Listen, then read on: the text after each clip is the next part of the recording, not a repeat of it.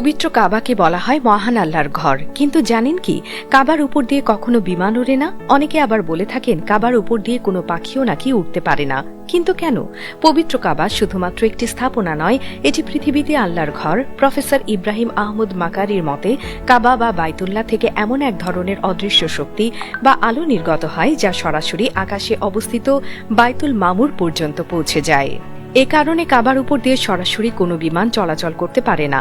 তবে এর বৈজ্ঞানিক ব্যাখ্যাও দিয়েছেন প্রফেসর ইব্রাহিম আহমদ। তিনি জানান কাবার অবস্থান পৃথিবীর একেবারে কেন্দ্রবিন্দুর কাছাকাছি। পৃথিবীর প্রতিটি বিন্দু থেকে কাবা শরীফের দিক নির্ধারণ করা যায় জ্যামিতিকভাবে, কারণ এটি পৃথিবীর ভৌগোলিক ভারসাম্যের কেন্দ্র। পৃথিবী একটি গোলাকার বস্তু, আর গোলাকার বস্তুর কেন্দ্রে অভিকর্ষ বল সবচেয়ে বেশি কাজ করে। এই চৌম্বক ক্ষেত্র ও অভিকর্ষ বলের মিলিত প্রভাবে কাবার উপর দিয়ে বিমান চলাচল করলে তা তীব্র টার্বুলেন্সের সম্মুখীন হতে পারে, এমনটাই মত অনেক গবেষকের।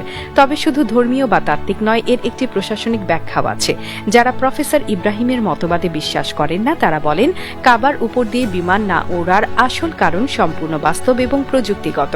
মক্কা নগরীকে সৌদি আরব সরকার নো ফ্লাই জোন হিসেবে ঘোষণা করেছে, অর্থাৎ এই অঞ্চলের উপর দিয়ে কোনো বাণিজ্যিক বা সামরিক বিমান চলাচলের অনুমতি নেই। কারণ প্রতি বছর লাখ লাখ হাজি এখানে সমবেত হন এবং এমন ঘনবসতিপূর্ণ ও পবিত্র স্থানের নিরাপত্তার স্বার্থে আকাশপথ সম্পূর্ণ নিয়ন্ত্রিত রাখা হয়। আর পাখির বিষয়টি, অনেকেই বলেন কাবার উপর দিয়ে কোনো পাখি ওড়ে না, কিন্তু এর পক্ষে কোনো বৈজ্ঞানিক বা দৃশ্যমান প্রমাণ নেই। বরং হাজিরা প্রায়ই কাবার আশেপাশে কবুতর এবং নানা প্রজাতির পাখিকেও উড়ে বেড়াতে দেখেন।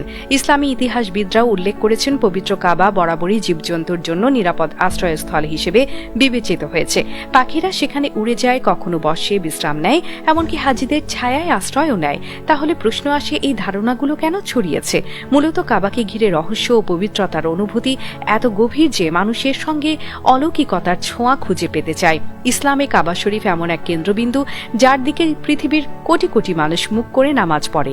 তাই এর সঙ্গে এক ধরনের আধ্যাত্মিক সংযোগ মানুষ অনুভব করে, যা বিজ্ঞান দিয়ে পুরোপুরি ব্যাখ্যা করা সম্ভব নয়। তবুও বাস্তবতা হলো কাবার উপর দিয়ে বিমান না ওড়ার কারণ প্রশাসনিক ও নিরাপত্তার জনিত, আর পাখিরা সেখানে স্বাধীনভাবে ওড়ে, যেমন পৃথিবীর অন্য যে কোনো স্থানে। কিন্তু তবুও কাবা শরীফের উপর যে শ্রদ্ধা, যে অনুভূতি, সেটি যুক্তি বা বিজ্ঞানের সীমা ছাড়িয়ে যায়। কারণ কাবা শুধু একটি স্থাপনা নয়, এটি মুসলিম বিশ্বের আত্মিক কেন্দ্র যা পৃথিবীকে এক বিন্দুতে একতাবদ্ধ করে। এখানে মানুষ আসে কেবল উপাসনার জন্য নয়, বরং নিজেকে নতুন করে আবিষ্কার করতে। হয়তো এই আত্মিক মহিমার কারণেই কাবা নিয়ে আমাদের মনে জন্ম নেয় অসংখ্য প্রশ্ন, অসীম শ্রদ্ধা আর গভীর বিস্ময়। পৃথিবীতে এমন আর কোনো স্থান নেই যেটি একই সঙ্গে ভৌগোলিক কেন্দ্র, আধ্যাত্মিক আশ্রয় আর মানব সভ্যতার একীকরণের প্রতীক। হয়তো সেই কারণে কাবা শুধু স্থাপত্য নয়, এটি এক অনুভূতি যা সময়, যুক্তি এবং বিজ্ঞানের সীমা পেরিয়ে মানুষকে এক বিন্দুতে ফিরিয়ে আনে সৃষ্টিকর্তার ঘরে। কাবা শরীফের উপরে বিমানের ওড়া না ওড়া কিংবা পাখির উপস্থিতি, এসব নিয়ে যত বিতর্কই থাকুক, একটা বিষয় নিশ্চিত, এই স্থান শুধু ধর্মীয় নয়, এটি এক আধ্যাত্মিক প্রতীক যা মানুষের ভেতরের বিশ্বাসকে জাগিয়ে তোলে।